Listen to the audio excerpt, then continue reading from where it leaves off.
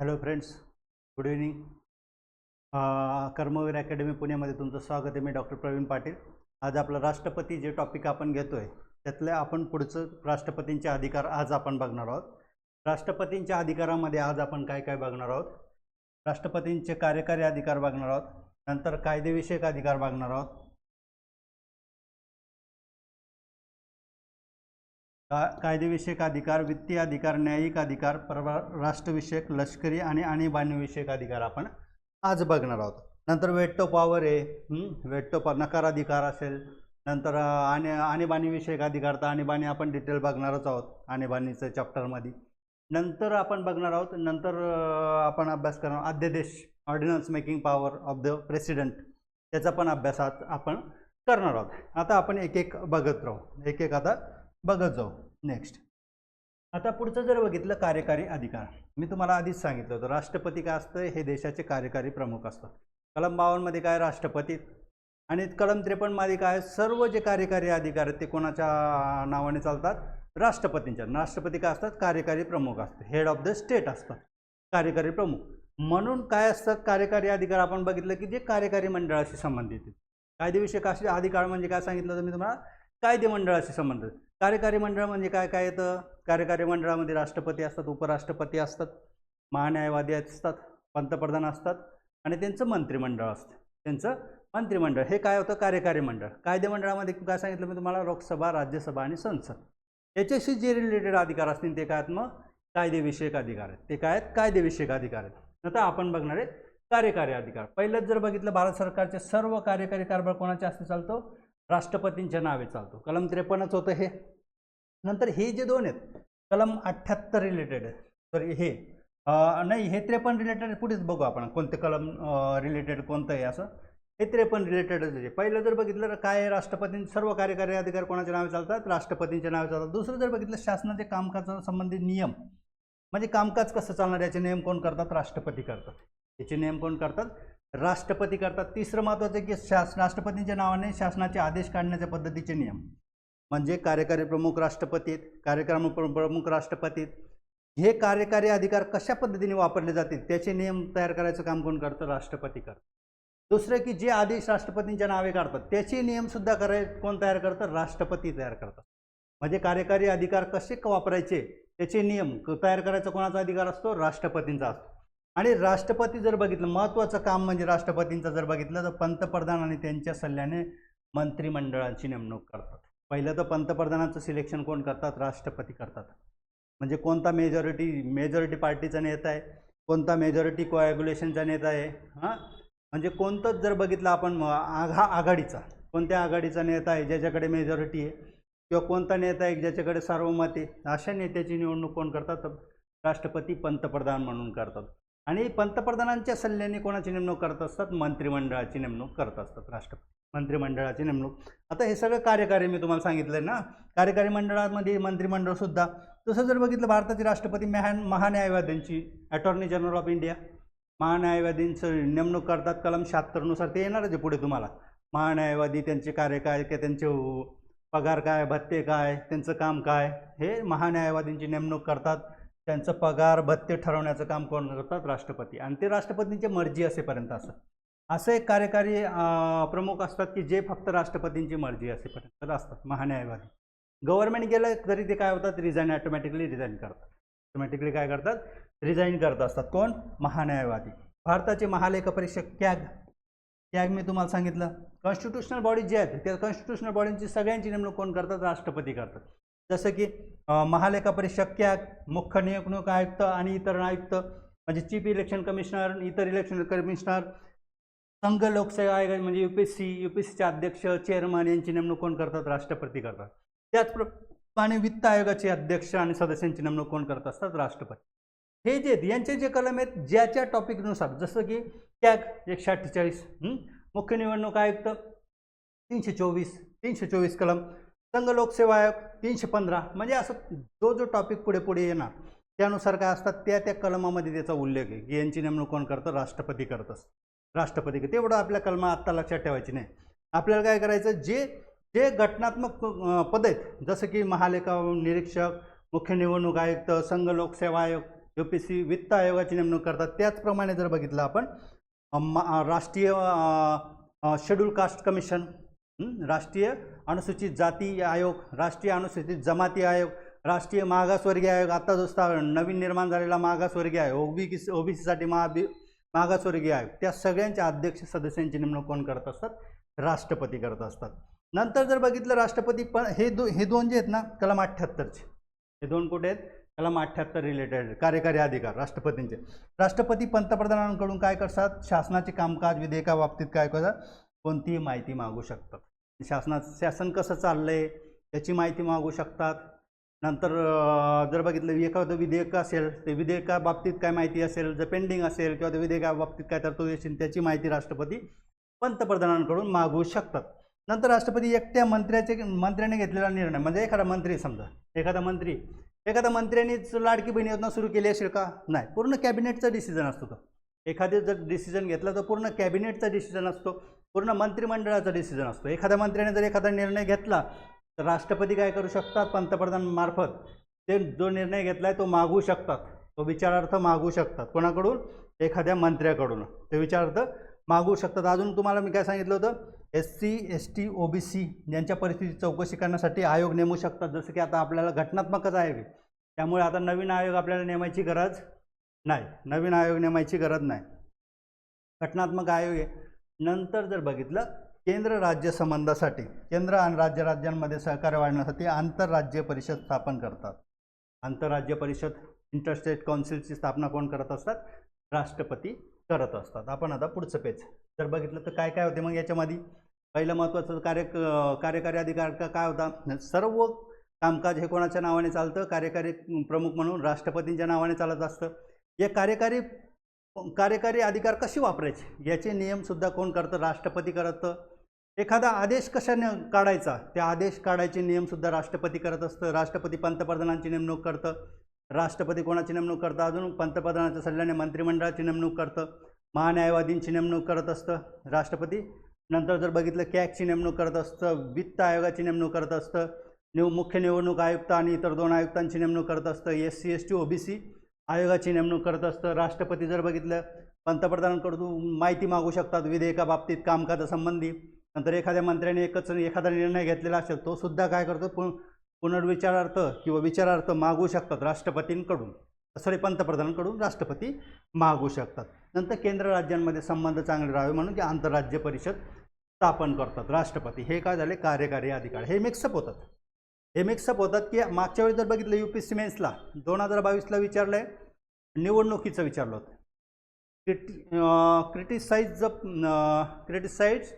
Process of election of president of India and president of France. President of इंडियाचं election तुम्हाला सांगितलं होतं कसं होतं ते. हे अप्रत्यक्षरित्या होत असतं, आपल्या आधीच्या लेक्चरमध्ये आहे. तर फ्रान्समध्ये काय आहे? फ्रान्समध्ये डायरेक्ट इलेक्शन होत असतं. फ्रान्समध्ये कसं असतं? 2 राऊंड इलेक्शन असतं फ्रान्समध्ये. 2 राऊंड इलेक्शन. पहिल्या राऊंडला काय असतं? पहिल्या राऊंड तिथे जर बघितलं पूर्ण जनता इलेक्शनसाठी पार्टिसिपेट करत असते. म्हणजे ती देशामध्ये राहो की न राहो, फक्त सिटीजन पाहिजे. जसं की फ्रान्सचे सिटीजन जर इंडियामध्ये राहत असतील ते सुद्धा वोटिंग करणार, आपल्या इंडियामध्ये तसं आहे का? वोटिंगला प्रेझेंट राहावं लागतं, पण आपलं इनडायरेक्ट इलेक्शन आहे. तिथे फ्रान्समध्ये कसं डायरेक्ट इलेक्शन असतं, प्रत्यक्ष असतं. प्रत्यक्ष देशाचा प्रमुख, आपल्याकडे अप्रत्यक्षरित्या निवडला जातो आणि तिथे काय असतं? प्रत्यक्षरित्या निवडला जातो. फक्त तिथे काय डिफरन्स असतो? जो उमेदवार उभा राहतो त्याला नॉमिनेट करण्यासाठी 50 मतदारांची संमती लागते. 50 मतदारांची काय असतात? प्रपोजर असतात. आपल्याकडे कसं होतं? आपल्याकडे 50-50 होतं. आपल्याकडे जर बघितलं तर आपल्याकडे कमी होतं. तिथे कसं? 500. तिथे 500 असतं. 500 काय असतात? प्रपोजर असतात. तिथे काय असतात? 500 प्रपोजर असतात. म्हणजे 500 लोकांनी संमती दिली तर उमेदवार उभा राहू शकतो. पहिल्या राऊंडमध्ये काय असतात? सगळे जे 10 मेंबर असतील, समजा 10 किंवा 15 जेवढे उभे असतील तेवढ्यांना काय करायचं? वोटिंग करायचं. जे फर्स्ट दोन येतात म्हणजे पहिला आणि दुसरा, त्याच्यामध्ये मग सेकंड राऊंड असतो. मग सेकंड राऊंडमध्ये जो विजेता होईल तो काय असतो? निवडणूक जिंकत असतो. आणि त्याच्यामध्ये काय ड्रॉबॅक लिहायचे होते? त्याच्यामध्ये काय करायचे? फक्त ड्रॉबॅक लिहायचे होते. ड्रॉबॅक थोडंसं क्रिटिसिझम लिहायचं.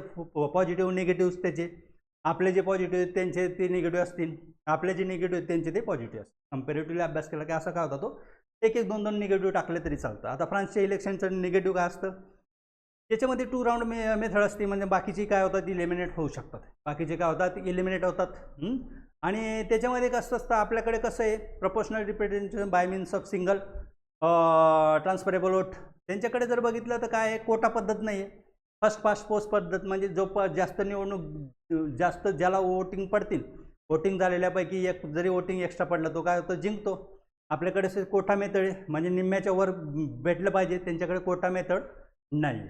हे काय त्यांचे ड्रॉबॅक आहे. त्यांचे काय ड्रॉबॅक आहे. त्यांचे पॉझिटिव्ह पण आहेत. डायरेक्ट लोक काय होतात वोटिंगमध्ये भाग घेत असतात त्यांच्यामध्ये फ्रान्समध्ये. त्यामुळे जनतेला जो आवश्यक आहे तोच नेमणूक केला जातो आणि तो काय असतो देशाचा कार्यक्रम. आपल्याकडे जर बघितलं तर ही राष्ट्रपती काय नॉमिनल हेड असतात. खरी पॉवर काय असते पंतप्रधानांचे असतात. तिकडे काय असतात ते जर बघितलं तर काय रिअल हेड असतात. तिथले पण राष्ट्रपती म्हणजे काय रिअल हेड असतात. आपल्याकडे कसं आहे नॉमिनल हेड. हा जर बघितलं तर हा का होता 15 मार्काला क्वेश्चन होता UPSCला. किती मार्काला होता 15 मार्काला क्वेश्चन होता. नंतर विचारलं होतं 2 मिनिट उपराष्ट्रपती राष्ट्रपतीचे क्वेश्चन सांगतो तुम्हाला UPSC मेन्सचे GS2चे. दुसरा एक क्वेश्चन होता ये 2023 की 21 हां 23ला होता 2023 मेन्सला होता. त्याच्यामध्ये role of the vice president as a chairman of the Rajya Sabha. म्हणजे राज्यसभा चेअरमन असताना व्हाईस प्रेसिडेंटचे रोल काय हे काय होतं ते विचारलं. म्हणजे एकदम सोपं. आपल्याला जर चेअरमन ऑफ द राज्यसभा याचे जर कार्य माहिती असतील तर आपल्याला काय होतं इझिली तो क्वेश्चन सॉल्व होतो. एकदम सोपे आहेत त्याचे. हे एकदम सोपे आहेत. आपल्याला आता वेळ आपल्याला राष्ट्रपती चालू आहे मिक्सअप नको व्हायला म्हणून मी ते इथे मी तुम्हाला सांगत नाही. पुढे आपण काय ते बघणारच आहोत. आता पुढचं बघू आपण.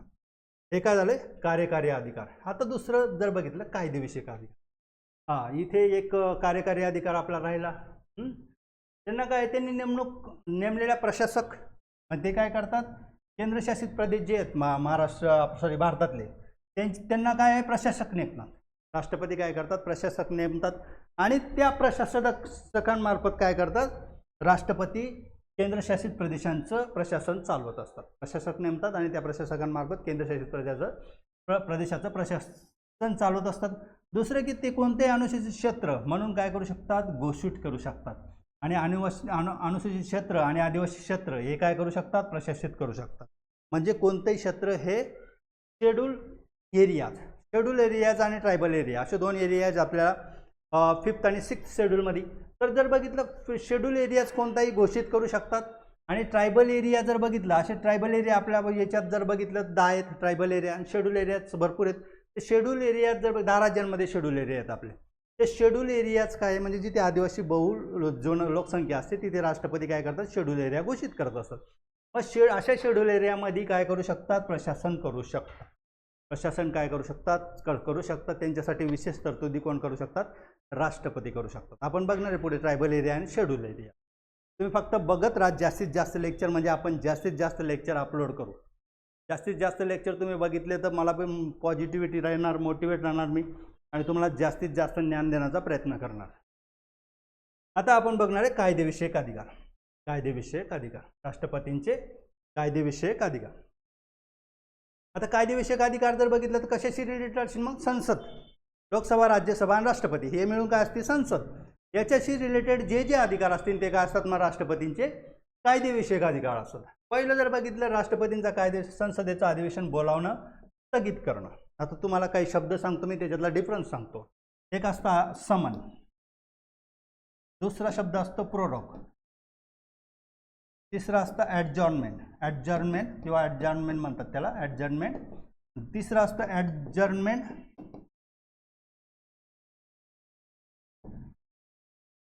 साइन डाय आणि तिसरं असतं डिझोल्युशन. पाचवं डिझोल्युशन. या 5 शब्दांचं मिनिंग सांगतो तुम्हाला मी. 5 शब्द वेगळ्या वेगळ्या ठिकाणी आलेले आहेत त्यामुळे मी तुम्हाला सांगतो. समन म्हणजे काय असतं अधिवेशन बोलावणं. अधिवेशन बोलावण्याची नोटीस देणं. ही नोटीस कोण काढत असतं राष्ट्रपती काढत असतं. म्हणजे आता समजा अधिवेशन बोलवायचं आहे 1 तारखेपासून अधिवेशन बोलवायचं त्याची नोटीस कोण काढणार राष्ट्रपती काढणार. त्याला काय म्हणतात समन. आता प्रोरोग समजा 2 महिने अधिवेशन चालणार आहे समजा जानेवारी फेब्रुवारी. मग या फेब्रुवारी या तारखेला अधिवेशन समाप्त होणार. ही नोटीस कोण काढतात राष्ट्रपती काढतात. प्रोरोग समन प्रोरोगची नोटीस कोण काढतात राष्ट्रपती काढतात. आणि तिसरं जर बघितलं डिझोल्युशन म्हणजे काय एखादं त्याला संसदेमध्ये लोकसभा बरखास्त करणं. लोकसभा बरखास्त करायचं काम कोण करत असतं राष्ट्रपती करतात. डिझोल्युशन फक्त एकाच आपल्याकडे 2 सभागृह आहेत, लोकसभा आणि राज्यसभा. राज्यसभा काय आहेत, परमानंट सभागृह आहे. हां, परमानंट सभा, स्थायी सभागृह त्याला म्हणतो आपण. आणि लोकसभा कसं आहे, हे 5-5 वर्षांनी लोकसभा चेंज होत असते. लोकसभा मग डिझॉल्व करायचं कोण काम करत असतं, राष्ट्रपती करत असतात.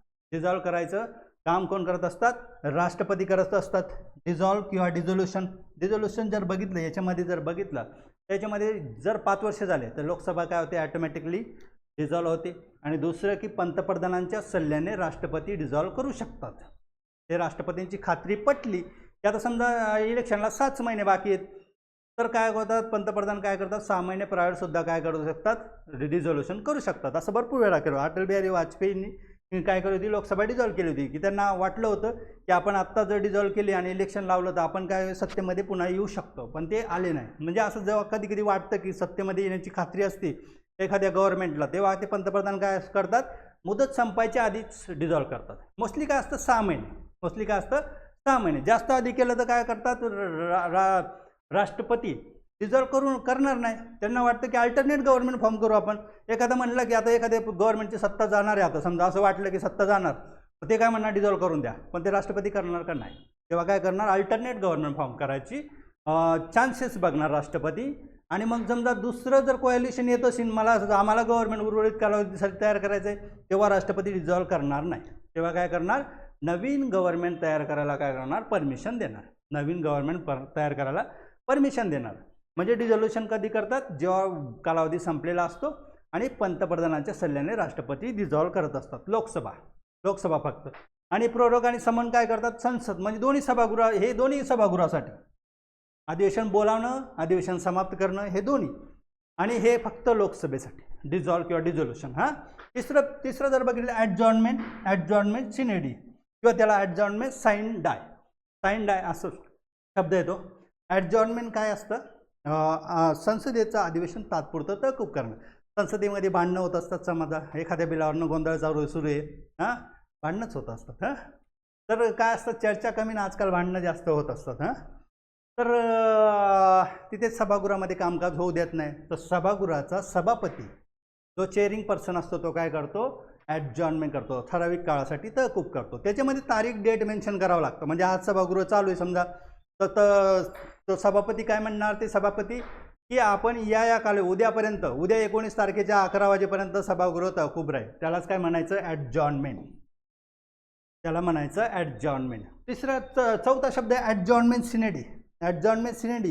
हे म्हणजे ॲडजॉर्नमेंट सिनेडी किंवा ॲडजॉर्नमेंट साइन डाय. मला सिनेडी येतं त्यामुळे साइन डाय. हां, आपलं तो काय आपल्या लँग्वेजचा प्रॉब्लेम आहे. हां, आपण मराठीमध्ये वाचत असतो, त्यात इंग्लिश मग वाचायला लागलो की आपल्याला प्रोनाऊन्सिएशन आपलं थोडंसं चुकतं. हां, ॲडजॉर्नमेंट साइन डाय. हां, ॲडजॉर्नमेंट साइन डायमध्ये काय असतं माहिती का, ॲडजॉर्नमेंट साइन डायमध्ये सभापती सभागृह तहकूब करतात, पण तहकूब करायचा कालावधी किंवा तारीख मेन्शन नसते.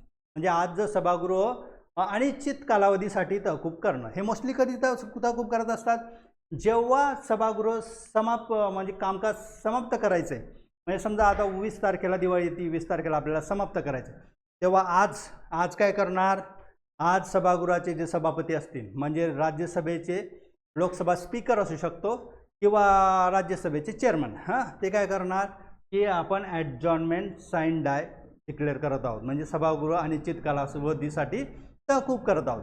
अनिश्चित कालावधीसाठी तहकूब करत आहोत. मग त्यानंतर काय होतं, त्यानंतर काय करतात, अनिश्चित कालावधी तहकूब केल्यानंतर मग राष्ट्रपती काय करतात, प्रोरोगची नोटीस काढतात.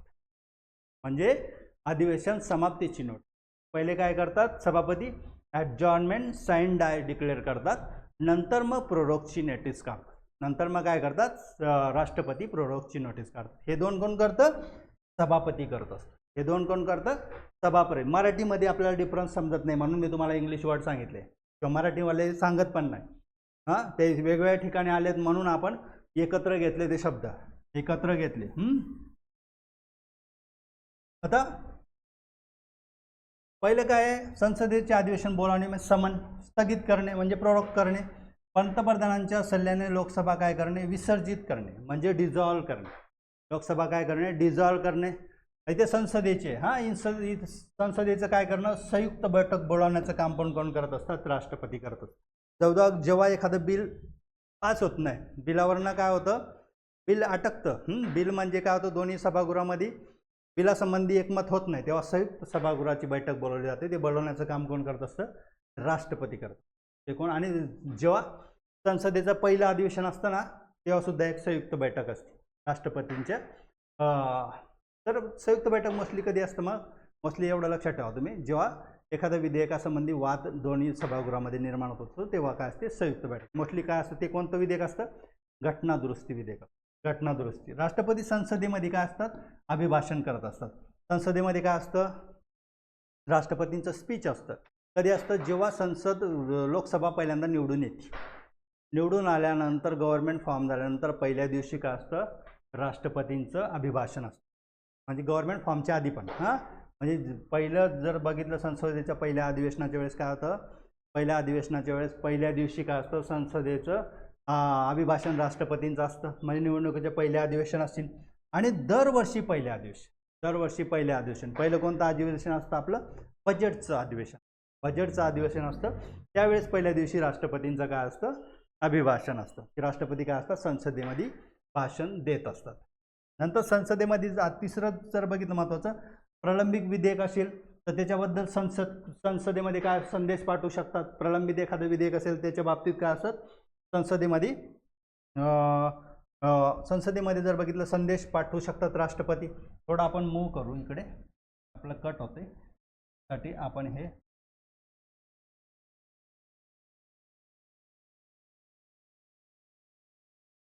आपण संदेश पाठवू शकतात.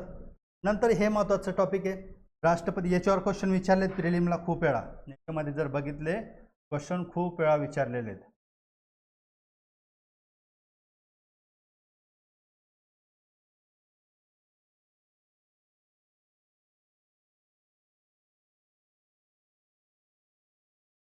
राष्ट्रपती जर बघितलं राज्यसभेवर जर पाहिलं तर राज्यसभेवर साहित्य, कला, विज्ञान, कला डबल झालं, साहित्य, विज्ञान, कला आणि सामाजिक सेवा.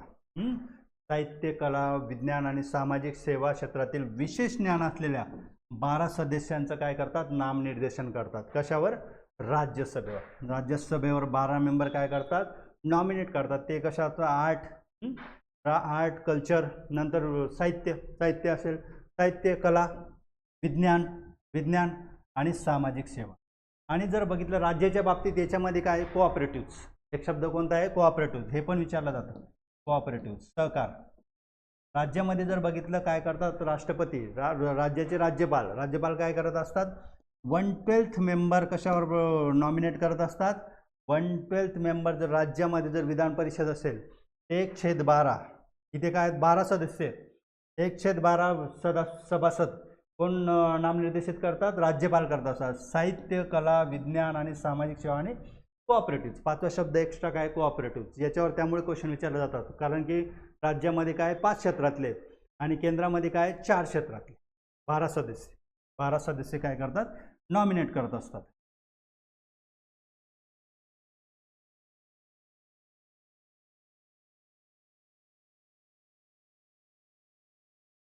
कुठे गेला आपला,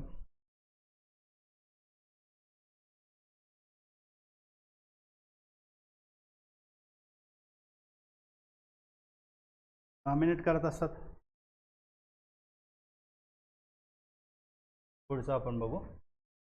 नंतर जर बघितलं पहिले काय करायचे, 2020 पूर्वी काय होतं, 2 अँग्लो इंडियन सभासद काय करायचे, नॉमिनेट करायचे. अँग्लो इंडियन सभासद लोकसभेवर नॉमिनेट करायचे, परंतु 104वी घटना दुरुस्तीने काय केलं, ती तरतूद रद्द झाली. 104वी तरतूद 104वी घटना दुरुस्ती कधी झाली, 2020 मध्ये झाली. त्यामध्ये काय होतं, अँग्लो इंडियन लोकांचं सभासदत्व ते रद्द करण्यात आलं. 334 कलममधलं, 334 कलममध्ये काय, अँग्लो इंडियन सभासद लोकसभेवर 2 आणि राज्याच्या विधान परिषदेमध्ये 1 असं नेमले जात होते.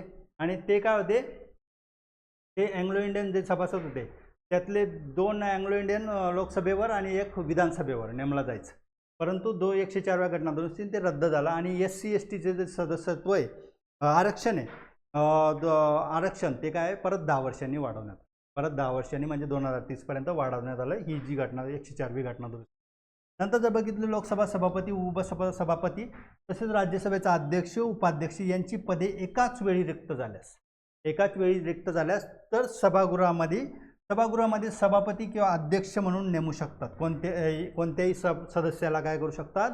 राष्ट्रपती सभागृहामध्ये अध्यक्ष. म्हणजे एकदा समजा लोकसभेचा आपण लोकसभा बघू. लोकसभेमध्ये जर अध्यक्ष सभापती गैरहजर आहेत किंवा काय कारणास्तव आले नाही आणि उपसभापती पण आले नाही, तर अशा वेळेस काय असतं?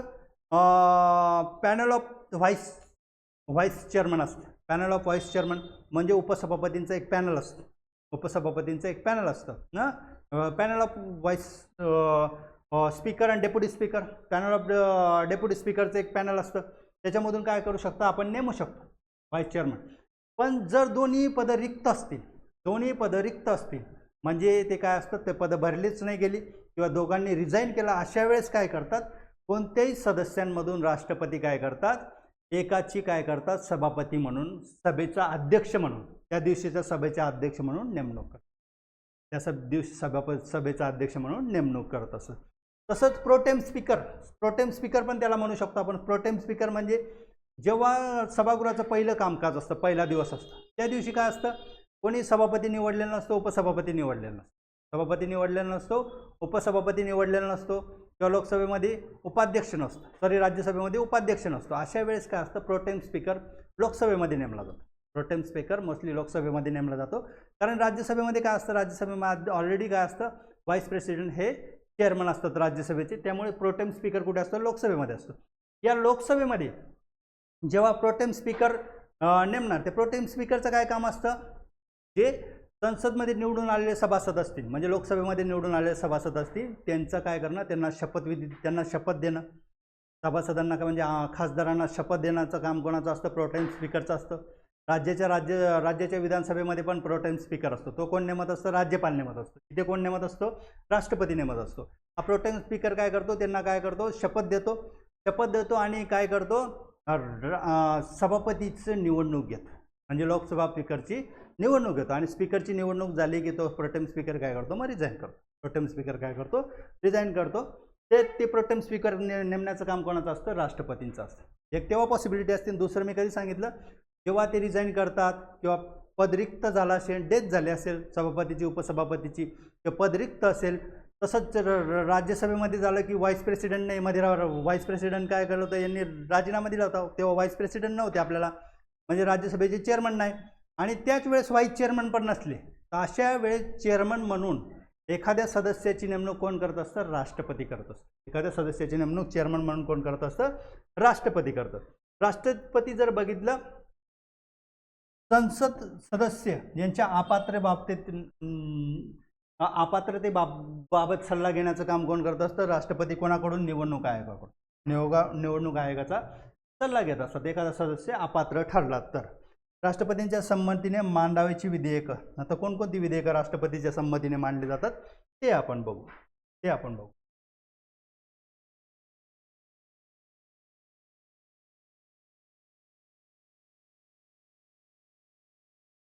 तुम्हाला विधेयकं पण सांगतो. त्याच्यातले राष्ट्रपतीच्या संमतीने कोणकोणते मांडले जातात. पहिले हा पॉईंट सांगतो मी तुम्हाला, मग 4 विधेयकामधला डिफरन्स सांगतो. पहिलं जर बघितलं, संचित निधीवरील खर्चाचे विधेयक. म्हणजे हे काय असतं? मनी बिल असेल. मनी बिल 110. नंतर नवीन राज्य निर्मिती किंवा राज्याच्या सीमेमध्ये बदल करायचा असेल किंवा राज्याच्या केंद्रशासित प्रदेशामध्ये बदल करायचा असेल, कलम 3 आणि 4. कलम 3 आणि 4 या कलम 3, 4 नुसार किंवा कलम 110 नुसार जर मनी बिल असेल, तर हे बिल आधी कोणाच्या संमतीने मांडलं जातं? राष्ट्रपतींच्या संमतीने मांडलं जातं. मग बिल जर बघितले तर कोणकोणते बिल असतात? एक सर्वसाधारण विधेयक असतं, एक कायदा करण्यासाठी. दुसरं असतं घटनादुरुस्ती विधेयक, तिसरं जर बघितलं मनी बिल असतं. मनी बिल आपण बघू. फायनान्स बिल आणि मनी बिल थोडा डिफरन्स असतो. ते फायनान्स बिल आपल्याला बघायची गरज नाही आता. जेव्हा आपण संसद बघू तेव्हा ते फायनान्स बिल बघू. मनी बिल. आणि चौथं जर बघितलं, राज्य निर्मिती बिल किंवा राज्यांच्या नावामध्ये बदल करण्याचं बिल. तर मनी बिल, राज्य निर्मिती बिल, सर्वसाधारण बिल, घटनादुरुस्ती बिल. घटनादुरुस्ती बिल. आता याच्यामध्ये जर बघितलं सर्वसाधारण बिल जे असतं ते कोण मांडू शकतं? लोकसभेमध्ये जर बघितलं तर लोकसभेमध्ये मांडलं जातं, राज्यसभेमध्ये मांडलं जातं. दोन्ही याच्यामध्ये मांडलं जातं. दोन्ही सभागृहात मांडलं जाणार. दोन्ही सभागृहात मांडलं जाणार. पहिले सर्वसाधारण विधेयक जर बघितलं लोकसभेमध्ये मांडलं गेलं, समजा कोणताही सदस्य मांडू शकणार. याच्यामध्ये गव्हर्नमेंटचा सदस्य म्हणजे मंत्री पण मांडू शकतो, एखादा सर्वसाधारण सदस्य बी मांडू शकतो. याच्यामध्ये पास झालं, लोकसभेमध्ये पास झालं, मग ते कुठे जाणार? राज्यसभेमध्ये. परत राज्यसभेमध्ये पास होतं. हे साधारण बहुमताने पास होतं. कोणत्या बहुमताने? साधारण. आपण सिंपल मेजॉरिटी सांगितली होती तुम्हाला. प्रेझेंट अँड वोटिंगच्या 1/2+1 म्हणजे प्रेझेंट जर 100 असतील, 51 मतं जर पडली बिलच्या बाजूनं, तर काय होतं? ते बिल पास केलं जातं. ते बिल पास केलं जातं सर्वसाधारण बिल. म्हणजे एखादा कायदा करायचा संसदेला, समजा एखादा केंद्राच्या विषयावर, समजा लोकसंख्या कायदा करायचा आहे, तर तो काय असणार? सर्वसाधारण बिल असणार. घटनेमध्ये काही बदल नाही करायचे, एखादा कायदा करायचा फक्त, तर ते काय असणार? सर्वसाधारण बिल असणार. किंवा तर अशा बिलमध्ये जर बघितलं तर राष्ट्रपती काय करू शकतात? हे जर बघितलं तर हे बिल, एक विधेयक काय करू शकतात? मग लोकसभेमध्ये पास झालं, परत राज्यसभेमध्ये पास झालं. राज्यसभेमध्ये पास झाल्यानंतर राष्ट्रपतींकडे सांगितलं जातं. मग राष्ट्रपती काय करू शकतात अशा बिलमध्ये? एक तर पास करू शकतात, ते विधेयकाला संमती देऊ शकतात, विधेयकाला काय करू शकतात? रोखून ठेवू शकतात, किंवा ते विधेयक काय करू शकतात? पुनर्विचारार्थ संसदेकडे पाठवू शकतात. म्हणजे जसं आहे तसंच ठेवू शकतात. त्याला पॉकेट वेटो म्हणतात. हां, एक तर संमती देतात, दुसरं काय असतात? ते विधेयक रोखून धरू शकतात, जसं आहे तसंच ठेवू शकतात, आणि तिसरं ते विधेयक पुनर्विचारार्थ संसदेकडे पाठवू शकतात. संसदेकडे काय करू शकतात? पाठवू शकतात. पुनर्विचारार्थ पाठवल्यानंतर संसदेकडे आलं पुनर्विचारार्थ, परत संसदेकडे आलं, समजा हे सर्वसाधारण बिल, तर आल्यानंतर काय करतात राष्ट्रपती समजा पुनर्विचारार्थ संसदेकडे आलं, परत लोकसभेने पास केलं, राज्यसभेने पास केलं, दोन्हीने पास केलं, परत राष्ट्रपतींकडे गेलं, तर राष्ट्रपतींना ते काय असतं? ते संसदेला ते बिल काय परत आलं असतं, संमती काय करावी लागते? द्यावीच लागते. संमती द्यावीच लागते. म्हणजे सर्वसाधारण विधेयक असेल, म्हणजे जे घटनादुरुस्ती विधेयक नाही, धनविधेयक नाही, किंवा राज्यांशी संबंधित नाही, किंवा राज्य निर्मिती नाही, राज्याची भाषा नाव बदल नाही, असं जर विधेयक असेल तर ते काय असतं? सर्वसाधारण विधेयक असतं. तर असे जर बघितलं, असे सर्वसाधारण विधेयक जे असतं ते राष्ट्रपतींना काय करावं? जे पहिल्या वेळेस ते काय करू शकतात? पुनर्विचारार्थ पाठवू शकतात. म्हणजे ते पास करायचं, रोखून ठेवायचं. पास केलं, समजा पहिल्या वेळेस पास करून टाकलं राष्ट्रपतीने, तर त्याचा कायदा निर्मिती होऊन जाते. नंतर जर बघितलं काय करायचं? तसंच ठेवलं. पॉकेट वेटो आपण पुढे बघणार आहे पॉकेट वेटो काय असं. नंतर ॲब्सोल्यूट वेटो एक असतो, म्हणजे बिल काय करणं? डायरेक्ट खारिज करणं. ते खारिज कधी करू शकतात? हे सर्वसाधारण जे विधेयक असेल, हे सर्वसाधारण विधेयक जर एखाद्या प्रायव्हेट मेंबरचं असेल, म्हणजे मंत्र्याने मांडलेलं नसेल, मंत्र्याने मांडलेलं बिल नसेल, तर ते बिल काय करू शकतात? ते संमती रद्द पण करू शकतात. म्हणजे ते काय करू शकतात? संमती रद्द करू शकतात. नंतर जर बघितलं सर्व संमती रोखून पण ठेवू शकतात. प्रायव्हेट मेंबरचं बिल असेल आणि जेव्हा हे बिल आलं आणि लोकसभा डिझॉल्व झाली, समजा लोकसभा डिझॉल्व झाली किंवा गव्हर्नमेंट पडलं, तर अशा वेळेस ते बिल काय करतात? खारिज करत असतात. ते काय करत असतात? खारिज करत असतात. म्हणजे चौथा ऑप्शन याच्यामध्ये. एक तर संमती देतात, संमती रोखून ठेवू शकतात, संमती काय ते बिल रद्द करू शकतात, म्हणजे संमती नाकारू शकतात, रोखून ठेवू शकतात. त्याबरोबर अजून काय असतं? संमती नाकारू शकतात. दोनच पॉसिबिलिटीमध्ये संमती नाकारू शकतात. एक तर काय असेल? ते प्रायव्हेट मेंबर बिल असेल, म्हणजे गव्हर्नमेंट सोडून इतर व्यक्तीचं बिल असेल, आणि दुसरं काय पॉसिबिलिटी असेल? जर बिल आलं पास करायला आणि गव्हर्नमेंट काय केलं? पडलं, गव्हर्नमेंटने रिझाईन केलं, अशा वेळेस ते बिल काय करू शकतात? रद्द करू शकतात. बिल काय करू शकतात? नाकारू शकतात. चौथी पॉसिबिलिटी. आणि तिसरी मी काय सांगितले? 1, 2, 3, आणि ती चौथी नाकारू शकतात. दोनच वेळेस सांगितलं मी तुम्हाला. एक तर प्रायव्हेट मेंबर बिल, आणि दुसरं काय असतं? ते गव्हर्नमेंट जर पडलं असेल आणि ते बिल आलं असेल राष्ट्रपतींकडे, त्यालाच काय म्हणतो आपण? Absolute veto power. आणि जसंचे तसं ठेवणं म्हणजे काय असतं? तसं ठेवणं म्हणजे काय असणं? Pocket veto. हे काय असतं? Pocket veto. संमती रोखून ठेवू शकतो, पण काळ निश्चित आहे का? काळ निश्चित नाही. किती काळासाठी ठेवू शकतात ते, त्यालाच म्हणतात पॉकेट वेटो. आणि पुनर्विचारार्थ पाठवल्यानंतर पास केलं, मग संमती द्यावीच लागते. त्यालाच काय म्हणतो आपण? सस्पेन्सिव्ह वेटो. म्हणजे परत पास करून आलं म्हणजे ते काय? वेटो पॉवर सस्पेंड केली. कोणी केली? संसदेने केली, म्हणून त्याला म्हणतो सस्पेन्सिव्ह वेटो. म्हणजे आपल्याकडे राष्ट्रपतींना 4 वेटो आहेत टोटल, त्यातले 3 वेटो आहेत. कोणते कोणते? पॉकेट वेटो, एक तर ॲब्सोल्यूट वेटो, तिसरं आहे सस्पेन्सिव्ह वेटो. सस्पेन्सिव्ह वेटो म्हणजे काय? पुनर्विचारार्थ आलं, पास करून परत पास करून आलं तर राष्ट्रपतींना काय करावं लागतं? ते बिल पासच करावं लागतं. ते बिल काय करावं लागतं? पासच केलं. आणि अमेरिकेमध्ये काय? Qualified veto. क्वालिफाईड वेटोमध्ये काय? पुनर्विचारार्थ पाठवल्यानंतर काय असतं ते त्यामध्ये जर बघितलं तर बिल आहे ना परत पास करताना 2/3 मेजॉरिटीने पास करावं लागतं. 2/3 मेजॉरिटी. आता याच्यामध्ये काय? या पॉसिबिलिटीमध्ये आपल्या भारतामध्ये काय असतं? जसं सिंपल मेजॉरिटीने पहिल्या वेळेस पास झालं ना तसंच सिंपल मेजॉरिटीने दुसऱ्या वेळेस पास होतं. हे काय झालं? सस्पेन्सिव्ह वेट. जर एखादं बिल पहिल्या वेळेस सिंपल मेजॉरिटीने पास होऊन राष्ट्रपतींकडे आलं, राष्ट्रपतींनी पुनर्विचारार्थ पाठवलं आणि परत ते 2/3 मेजॉरिटीने पास करावं लागत असेल तर ते काय असतं? Qualified veto. हे 4ही वेटो पॉवर कोणाकडे आहेत? मग अमेरिकेच्या राष्ट्रपतींकडे. आपल्या राष्ट्रपतींकडे फक्त 3च वेटो पॉवर आहेत. Pocket veto, suspensive veto, absolute veto. Absolute veto. Absolute veto पण लिमिटेड सांगितलं मी तुम्हाला. कोणत्या बाबतीत? जेव्हा ते प्रायव्हेट मेंबरचं बिल असेल आणि दुसरं की बिल आल्यानंतर गव्हर्नमेंट पडलं असेल त्यावेळेस फक्त ॲब्सोल्यूट वेटो पॉवर असते. असे काय आहेत ना हे विधेयक. हां, आता घटनादुरुस्ती विधेयक. घटनादुरुस्ती विधेयक हे सर्वसाधारण विधेयक मी तुम्हाला सांगितलं. आता जर बघितलं स्टॅट्युटरी बिल असतं. या सर्वसाधारण बिलला काय म्हणतो? Statutory bill. म्हणजे एखादा कायदा करायचा असेल ते काय असतं? Constitutional amendment bill. आणि एक अजून कन्सेप्ट असते नॉन स्टॅट्युटरी, नॉन कॉन्स्टिट्युशनल. हे काय होतं? स्टॅट्युटरी. सर्वसाधारण बिल म्हणजे काय? स्टॅट्युटरी म्हणजे एखादा नियम कायदा करायचा आहे ते असतं स्टॅट्युटरी बिल. दुसरं असतं कॉन्स्टिट्युशनल अमेंडमेंट बिल. आणि एक काही बॉडी असतात, काही बॉडी अशा असतात की ज्या घटनेमध्ये बी उल्लेख केलेला नसतो आणि त्या काय असतात? कायद्यानुसार पण नसतात. म्हणजे संसदेच्या कायद्यानुसार पण नसतात. त्यांनाच काय म्हणतो आपण? Non statutory, non constitutional bodies किंवा नॉन स्टॅट्युटरी, नॉन कॉन्स्टिट्युशनल. एखादी बॉडी तयार केलेली ती काय असते? कॅबिनेटच्या रिझोल्युशनने बनवलेली असते. म्हणजे कॅबिनेट काय करतं? एक रिझोल्युशन पास करतं, आणि त्या रिझोल्युशनला ती बॉडी तयार केली. जसं की नीती आयोग. पहिले काय होतं? मग आपलं पहिले जर बघितलं प्लॅनिंग कमिशन होतं. Planning commission, NDC. Planning commission होतं. त्याच्याऐवजी काय आलं? आता नीती आयोग आला.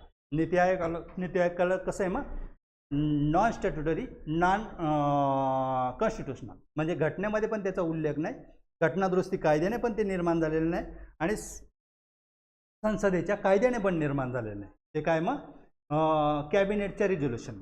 कॅबिनेट म्हणजे काय असतं? मंत्रिमंडळाने तो निर्णय गेलेला असतो आणि तो निर्णय घेऊन ते एक रिझोल्युशन मंत्रिमंडळ पास करतं आणि त्यानुसार ते स्थापन करतं. ते काय असतं? घटनात्मक पण नसतं आणि ते स्टॅट्युटरी पण नसतं. म्हणजे संसदेमध्ये जे तयार होतं ते स्टॅट्युटरी असतं किंवा नियम किंवा कायद्यानुसार असतं. आता घटनादुरुस्ती विधेयक जर बघितलं तर काय असतं? घटनादुरुस्ती विधेयक हे घटनेमध्ये जर काही बदल करायचे असतील त्यालाच काय म्हणतो आपण? घटनादुरुस्ती विधेयक. मोस्टली काय असतं? हे घटनादुरुस्ती विधेयक जर बघितलं तर गव्हर्नमेंट घटनादुरुस्ती विधेयक जर कॉन्स्टिट्युशनल अमेंडमेंट बिल जे असतं ते गव्हर्नमेंटचा मेंबर सादर करत असतो. त्याच्यामध्ये वेगवेगळे क्लॉजेस आहेत. मग काही सिंपल मेजॉरिटीने पास होतात, काही काय असतं ॲब्सोल्यूट स्पेशल मेजॉरिटी 2/3 मेजॉरिटीने पास होतात. काही तरतुदी काय असतात? Special majority with half of the state permission. जिथे केंद्र राज्य संबंध किंवा फेडरल स्टेट अफेक्ट होत असेल तर तिथे काय असतं? स्पेशल मेजॉरिटी आणि हाफ ऑफ द स्टेट परमिशनच्या याच्यानुसार पास होत होतं. ते घटनादुरुस्ती विधेयक जर राष्ट्रपतींकडे आलं तर राष्ट्रपतींना ते संमती द्यावीच लागते. राष्ट्रपतींना संमती द्यावीच लागते. 24वी घटनादुरुस्तीने राष्ट्रपतींना संमती कंपल्सरी केलेली आहे. तसं जर मनी बिल आणि राज्य निर्मिती बिल जर बघितलं, मनी बिल आणि राज्य निर्मिती बिल सुरुवातीला काय असतं? मनी बिल जर सादर करायचं असेल तर राष्ट्रपतींची काय असते? परमिशन असते. गव्हर्नमेंटचाच मेंबर ते मनी बिल सादर करत असतो आणि मनी बिल जर पास झालं लोकसभेमध्ये पास होतं, राज्यसभेमध्ये जातं. ते राज्यसभेमध्ये ठराविक दिवस 14 दिवस आहे, त्या दिवसात पास करावं लागतं. पास नाही झालं तर जर काही चेंजेस केले ते लोकसभेमध्ये आलं. लोकसभेमध्ये काय होतं? ते लोकसभा ते तरतुदी स्वीकारू शकते, नाकारू शकते आणि मनी बिल पास झालं म्हणून असं घोषित करू शकते. आणि लोकसभा ते मनी बिल पास झालं की राष्ट्रपतींकडे जातं, पण राष्ट्रपती काय करतात? सही देतात. ते काय करू शकतात? राष्ट्रपती संमती देऊ शकतात किंवा संमती रोखून ठेवू शकतात. संमती देऊ शकतात, रोखून ठेवू शकतात. मनी बिलच्या बाबतीत पुनर्विचारार्थ पाठवत नाही, पण संमती देतात. कारण काय? कारण कशामुळे देतात? की राष्ट्रपतींच्या संमतीनेच पास बिल मांडलेलं आहे. आपल्याच संमतीने द्यायचं ना आपणच ते नाकारायचं असं होणार का? नाही. म्हणून ते संमती देत असतात. मनी बिलाच्या बाबतीत संमती देत असतात. दुसरं राज्य निर्मिती बिल हे सुद्धा त्यांच्या संमतीनेच मांडलं जातं, त्यामुळे ते पण काय करत असतात, त्याला पण परमिशन देत असतात. सिंपल मेजॉरिटीने ते पास होत असतात. राज्यांमध्ये सीमांमध्ये बदल करत असेल, नवीन राज्य निर्मिती करायचं असेल, राज्याचं नाव बदल करायचं असेल, दोन राज्य मिळून नवीन राज्य निर्माण करायचं असेल, केंद्रशासित प्रदेश निर्माण काहीही म्हणजे भारताच्या नकाशाच्या आतमध्ये काही बदल करायचे असेल तर त्याला काय म्हणतो आपण, राज्य निर्मिती बिल किंवा राज्यांच्या नाव बदलाचं बिल म्हणतात. ते जर बघितलं राष्ट्रपतींच्या संमतीने मांडलं जातं, त्यामुळे राष्ट्रपती त्याला संमती देतात, संमती दिली जाते. आता आपण हे विधेयक बघत होतो. हे सांगितलं कोणतं विधेयक राष्ट्रपतींच्या संमतीने मांडले जातात. मग मनी बिल असेल, संचित निधी बिल खर्चाचे आणि नवीन राज्य निर्मितीचं बिल, राज्याच्या संरचनेमध्ये बदल केलेला असेल, असे विधेयक असतात राष्ट्रपतींचे संमतीने मांडले जातात. आणि विधेयकाच्या कायद्यात रूपांतर करण्यासाठी संमती काय असते, आवश्यक असते. आता यात विधेयक दोन्ही सभागृहात मंजूर झाल्यानंतर राष्ट्रपती काय आल्यानंतर हे तुम्हाला मी सांगितलं कसं पास केलं जातं. आणि धनविधेयक काय करू शकतात, ते पुनर्विचारार्थ पाठवू शकत नाहीत. धनविधेयक बच्या बाबतीत काय विधेयकाला संमती देतात किंवा रोखून ठेवू शकतात, पण ते संमती देतात. कारण काय असतं, संमती देऊ शकतात किंवा संमती रोखून देऊ शकतात. ते संमती देतात कारण की ते त्यांच्याच संमतीने काय झालं तर मांडलं जातं. आणि समजा राज्याच्या राज्यपालाने म्हणजे महाराष्ट्राच्या राज्यपालाने एखादं विधेयक राष्ट्रपतींच्या संमतीसाठी राखून ठेवलं. राष्ट्रपतींना वाटलं की या विधेयकामुळे केंद्र राज्य संबंधावर इफेक्ट होणार आहे, केंद्राच्या फायनान्सवर इफेक्ट होणार आहे, असं राज्यपालांना वाटलं. तर राज्यपाल काय करतात, म्हणजे महाराष्ट्राचे राज्यपाल महाराष्ट्राच्या विधानसभेमध्ये पास झालेलं बिल एखादं रोखून ठेवू शकतात. आणि ते कोणासाठी रोखून ठेवू शकतात, राष्ट्रपतींसाठी. त्यांच्याकडे चौथा ऑप्शन असतं. राज्यपाल काय करतात, राष्ट्रपतींसाठी पाठवतात. मग राष्ट्रपती अशा वेळेस काय करू शकतात, विधेयकाला संमती देतात, संमती रोखून ठेवू शकतात किंवा पुनर्विचारार्थ पाठवू शकतात. धनविधेयक नसलं तर, धनविधेयक असलं तर पुनर्विचारार्थ पाठवत नाही. तर धनविधेयक नसलं तर पुनर्विचारार्थ पाठवू शकतात. पुनर्विचारार्थ पाठवल्यानंतर जर राज्याच्या विधानसभा किंवा विधान परिषद असतील, दोन्ही असतील, तर त्यांनी पास केल्यानंतर पण राष्ट्रपती काय करू शकतात, राष्ट्रपती संमती देऊ शकतात किंवा रोखून धरू शकतात. म्हणजे राष्ट्रपतींना बंधन नाही. तिथे काय होतं, बंधन होतं लोकसभेमध्ये किंवा संसदमध्ये जर पास केलं पुनर्विचारार्थ पाठवलेलं तर राष्ट्रपतींना संमती द्यावीच लागत होती. पण राज्याच्या बाबतीत संमती देऊ शकतात किंवा संमती रोखून धरू ठेवू शकतात. हे रोखून ठेवू शकतात असं काय राज्यांच्या बाबतीत. म्हणजे राज्याचं जर पुनर्विचारार्थ बनणारं बिल तर राष्ट्रपती काय करू शकतात, ते संमती देऊ शकतात किंवा संमती रोखून धरू शकतात. म्हणजे त्याच्यावर कंपल्शन राष्ट्रपतींना नाही. आता आपण बघू, संसदेचं अधिवेशन सुरू नसल्यास राष्ट्रपती काय करतात, मग अध्यादेश जारी करतात. संसदेचं अधिवेशन नाही आणि एखाद्या तातडीच्या विषयावर कायदा करण्याची गरज आहे, अशा वेळेस राष्ट्रपती काय करतात, अध्यादेश पास करतात. त्याचं कायद्याचीच त्याला कायदाच असतो, तो कायद्याचीच किंमत असते त्याला, म्हणजे कायद्याचीच व्हॅल्यू असते, कायदाच असतो तो अध्यादेश. तो अध्यादेश पास करतात. आणि हा अध्यादेश जर बघितलं येणाऱ्या अधिवेशनामध्ये काय करावं लागतो, पास करावा लागतो. पुढील अधिवेशनामध्ये त्याचं पास करावं लागतो. पास केल्यानंतर तो काय होतो, खारिज होतो. ऑर्डिनन्स मेकिंग पॉवर आपण डिटेलमध्ये पुढे अभ्यासणार आहोत. राष्ट्रपती अजून काय, भारताचे महालेखापाल, संघ लोकसेवा आयोग, वित्त आयोग, म्हणजे कॅग तुम्हाला त्यांची नेमणूक कोण करतं, राष्ट्रपती करतं. कॅगची, UPSCची, वित्त आयोगाचे मेंबर आणि सदस्यांची, SC/ST कमिशन असेल किंवा OBC कमिशन असेल, या सगळ्यांचे अहवाल राष्ट्रपती काय करतात, संसदेमध्ये सादर करत असतात. त्यांचे अहवाल काय येतात, राष्ट्रपतीकडे येतात. प्रत्येक वर्षाला राष्ट्रपती ते संसदेच्या अधिवेशनामध्ये सादर करत असतात.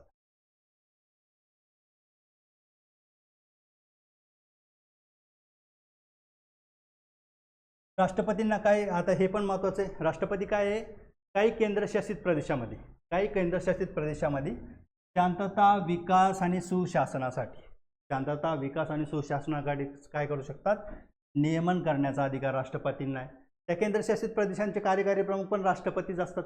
म्हणजे त्यांच्यासाठी कायदा पण करू शकतात राष्ट्रपती, नियम तयार करू शकतात, त्यांचं शासन कसं चालवते. त्यामध्ये काय आहे, अंदमान निकोबार, लक्षद्वीप आणि दादरा नगर हवेली, अंदमान निकोबार, लक्षद्वीप, दादरा नगर हवेली, दमन दीव आणि पदुच्चेरीमध्ये पण करू शकतात. फक्त पदुच्चेरीमध्ये काय असतं, जेव्हा पदुच्चेरीमध्ये विधानसभा आहे, जेव्हा पदुच्चेरीची विधानसभा कामकाज करत नसेल, त्या अधिवेशन स्थगित असेल, अशा वेळेस पदुच्चेरीसाठी पण असे नियम करू शकतात, शांतता, विकास आणि सुशासनासाठी. दिल्ली, चंदीगड आहे का त्याच्यामध्ये, दिल्ली, चंदीगड नाही तर काय अंदमान निकोबार लक्षद्वीप दादरा नगर हवेली आणि दमन दीवसाठी काय करू शकतात, राष्ट्रपती नियम तयार करू शकतात किंवा नियमन रेग्युलेशन्स करू शकतात. पुदुच्चेरीसाठी कधी करू शकतात हे विचारतात ऑब्जेक्टिव्हला. आणि पुदुच्चेरीसाठी कधी करू शकतात, जेव्हा पुदुच्चेरीचं विधानसभेचे अधिवेशन स्थगित असेल किंवा विधिमंडळ विसर्जित असेल तेव्हा काय करू शकतात, राष्ट्रपती करू शकतात. आता आपण पुढच्या पावर बघू. हे काय झालं, राष्ट्रपतींच्या आपण जर बघितलं कायदेविषयक अधिकार बघितले. आता आपण बघितलं राष्ट्रपतींचे वित्त अधिकार काय काय मी तुम्हाला सांगितलं आधी ऑलरेडी. अर्थविधेयक राष्ट्रपतींच्या संमतीने आधी मांडावं लागतं, संमतीने लोकसभेमध्ये मांडावं लागतं. अर्थविधेयक लोकसभेमध्येच मांडलं जातं आणि हे अर्थविधेयक आहे की नाही हे लोकसभेचा सभापती ठरवत असतो. अर्थविधेयक आहे की नाही लोकसभेचा सभापती ठरवत असतो. त्यानंतर ते अर्थविधेयक काय असतं, राष्ट्रपतींच्या संमतीने मांडलं जातं. आणि हे काय कोणतं कलम आहे मग 110 कलम आहे. म्हणजे जर बघितलं आपण कार्यकारी अधिकार कुठपर्यंत बघितले, 78 पर्यंत. 79 पासून पुढे काय आहेत मग कायदेविषयक अधिकार आहेत. मग संसदेमध्ये पण अधिकार राष्ट्रपतींचे. राष्ट्रपती म्हणजे 78 पर्यंतच कार्यकारी प्रमुख सगळे अधिकार दिलेत का, नाही. पुढच्या कलमांमध्ये पण राष्ट्रपतींचे अधिकार वर्णन केलेले आहेत. आता हे कुठे मनी बिल 110. संसदेत वार्षिक वित्तीय विवरणपत्र म्हणजे बजेट हे कुठे मग 112 कलम 112. बजेट सादर कोण करत असतं संसदेमध्ये, राष्ट्रपती करत असतं. राष्ट्रपतींच्या वते कोण करत असतं, अर्थमंत्री करत असतं. पण ते कोण करत असतात, राष्ट्रपती करत असतात. म्हणजे राष्ट्रपतीचा प्रतिनिधी असतो ते नेमलेला संसदेमध्ये बजेट मांडायचं. तो कोण करत असतं, वित्तमंत्री करत असतो. राज्यामध्ये पण राज्याचा वित्तमंत्री करत असतो राज्यपालाच्या वतीने. आणि संसदेमध्ये कोण करत असतं, अर्थमंत्री करत असतो. कोणाच्या वतीने, राष्ट्रपतींच्या वतीने. म्हणजे वार्षिक विवरणपत्र कोण सादर करत असतात, राष्ट्रपती करत असतात. मांडण्याची व्यवस्था कोण करत असतात, राष्ट्रपती. डिमांड फॉर ग्रँट अनुदानाची मागणी म्हणजे संसदेच्या संचित निधीमधून जे अमाऊंट काढलं जातं ते कोणत्या अनुदानाची मागणी पास केल्यानंतर म्हणजे संसद मंजुरी देते तेव्हा ते पैसे काढले जातात. डिमांड्स फॉर ग्रँट ते मांडतात कोणाच्या परवानगीने, राष्ट्रपतींच्या परवानगीने. कलम 113 मध्ये काय आहे की राष्ट्रपतीच्या संमतीने डिमांड फॉर ग्रँट मांडल्या जातात. पहिले बजेट पास केलं जातं, बजेट पास केल्यानंतर ते पैसे काढण्यासाठी डिमांड फॉर ॲप्रोप्रिएशन बिल मांडलं जातं. डिमांड फॉर ग्रँट मांडल्या जातात. त्या डिमांड फॉर अनुदानाच्या मागण्या मान्य झाल्यानंतर मग ॲप्रोप्रिएशन बिल मांडलं जातं. नंतर आकस्मिक निधी, राज्याचा कंटिन्जन्सी फंड ऑफ इंडिया इथे फंड आहे. कोणकोणते फंड आहेत मग आपले, कन्सॉलिडेटेड फंड ऑफ इंडिया म्हणजे देशाचा संचित निधी. कोणतं कलम आहे, 266. नंतर जर बघितलं तर public account of India, consolidated fund of India, public account of India. आणि 267 मध्ये काय, हे 266(1), 266(2) आणि 267 मध्ये काय, contingency fund of India. Consolidated फंडमध्ये काय असतं, केंद्र सरकारचे जे टॅक्स, कर व करेतर येणी जे पैसे येणार म्हणजे कर गोळा केला, करेतर येणी असतील, उत्पादन असेल, सगळं कशामध्ये जातं, कन्सॉलिडेटेड फंड ऑफ इंडियामध्ये जातं. कर्ज घेतलेले पण कन्सॉलिडेटेड फंड ऑफ इंडियामध्ये जातं. आणि पब्लिक अकाउंट ऑफ इंडिया काय असतं, ते लोकांचे पैसे असतात. जसं LIC मध्ये आपण जमा केले, LICचे पैसे, प्रोव्हिडंट फंडचे, पोस्टाचे पैसे हे सरकार वापरत असतं.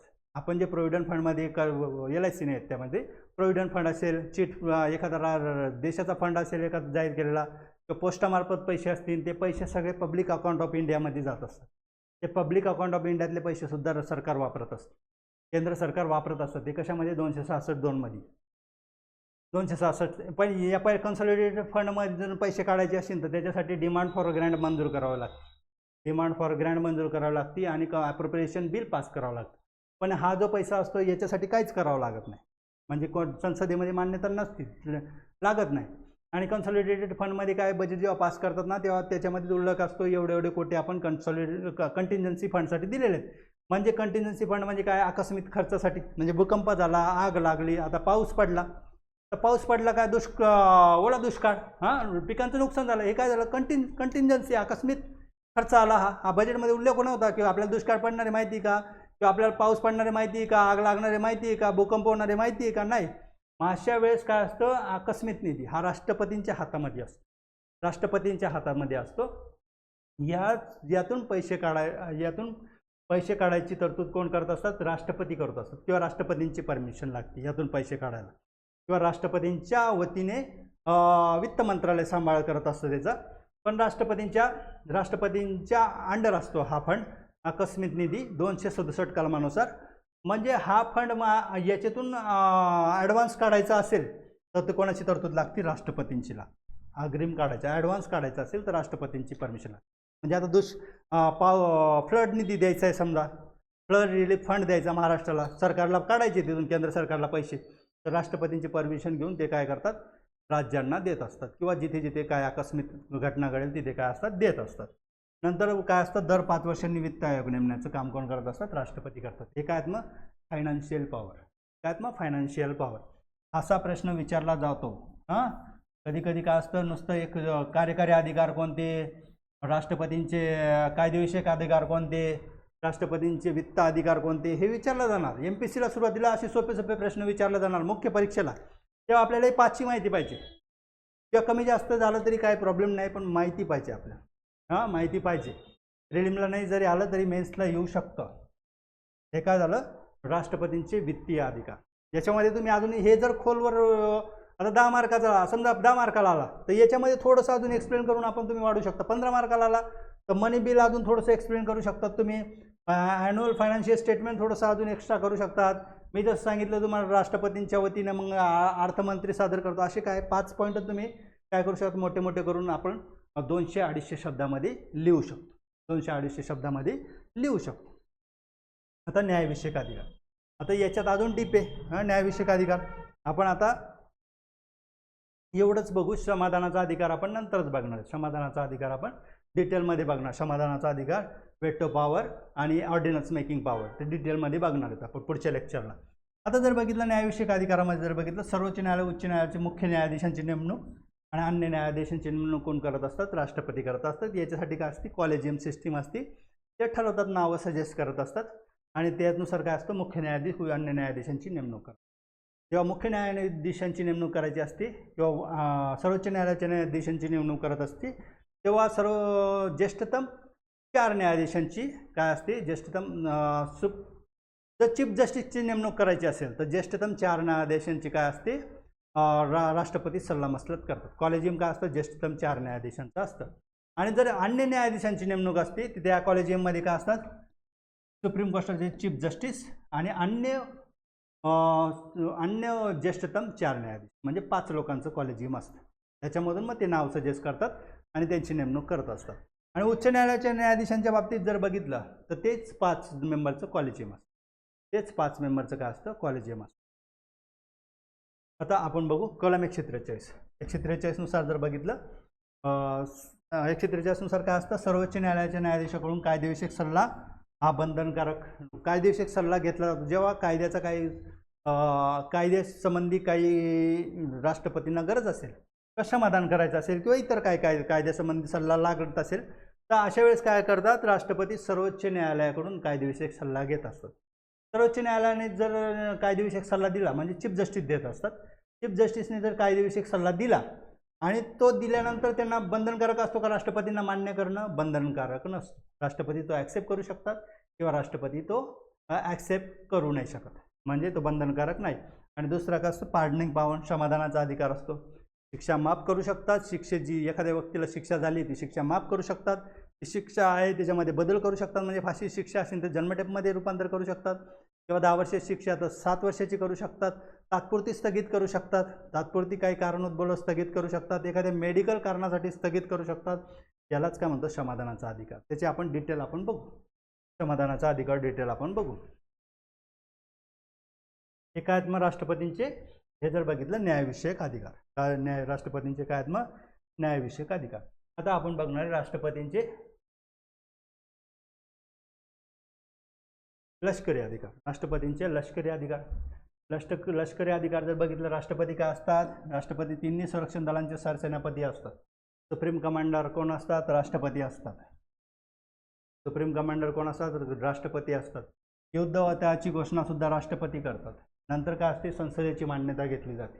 राष्ट्रपती जर बघितलं, सैन्य दल तिन्ही दलाचे म्हणजे भूदल असतील, नौसेना असेल, वायुसेना असेल, सगळ्यांचा सरसेनापती कोण आहेत मग राष्ट्रपती, तिघांचे चीफ सुप्रीम कमांडर. आणि युद्ध घोषित करायचं समजा पाकिस्तान विरुद्ध, कोण करणार राष्ट्रपती. घोषित करायचं आहे राष्ट्रपती. मग पाकिस्तान नाम घेतलं मी कोणत्याही देशाबद्दल किंवा कोणा विरुद्ध युद्ध घोषित करणं राष्ट्रपती घोषित करतात पंतप्रधानांच्या सल्ल्याने. आणि संसद मग काय करतं, त्याला मान्यता देते. कॅबिनेटच्या सल्ल्याने असतं ॲक्च्युली हे. आणि नंतर काय म्हणतं, संसद त्याला मान्यता देते. संसद काय करत असते, नंतर मान्यता देत असते. आता पुढचं आपण बघू, इमर्जन्सी अधिकार किंवा आणीबाणीविषयक अधिकार. हे पण डिटेल येणे, आणीबाणीचं सेपरेट लेक्चर घेणार आहोत आपण.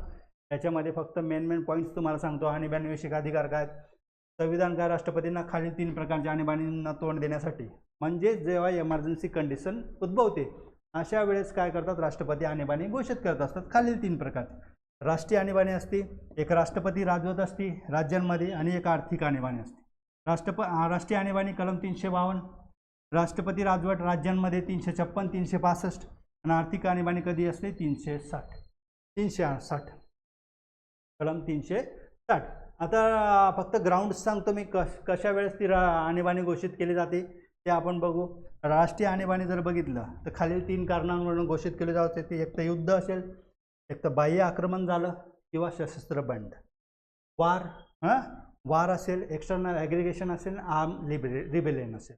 म्हणजे एक सशस्त्र बंड झालं, बाह्य आक्रमण असेल, युद्ध असेल. या 3च कारणांवेळेस काय असते, आणीबाणी घोषित केली जाते. नुसतं आपण मोर्चा काढला तर आणीबाणी घोषित केली जाणार का, नाही. सशस्त्र बंड म्हणजे सशस्त्र उठाव केला तरच काय होणार. पहिले काय होतं, इंटरनल सशस्त्र आर्म रिबेलियनच्या ऐवजी काय होतं, इंटरनल ॲग्रिगेशन होतं, किंवा इंटरनल डिस्टर्बन्स असा शब्द होता. इंटरनल डिस्टर्बन्स 44व्या घटनादुरुस्तीने काय केलं मग, हा इंटरनल डिस्टर्बन्स शब्दाच्या ऐवजी कोणता शब्द टाकला, आर्म रिबेलियन किंवा आर्म रिबेलियन झालं, सशस्त्र बंड झालं, तेव्हाच काय करू शकतात, राष्ट्रपती काय करू शकतात, राष्ट्रपती राजवट लागू करू शकतात. राष्ट्रीय आणीबाणी, नॅशनल इमर्जन्सी, त्यालाच काय म्हणतो आपण, राष्ट्रपती राजवट.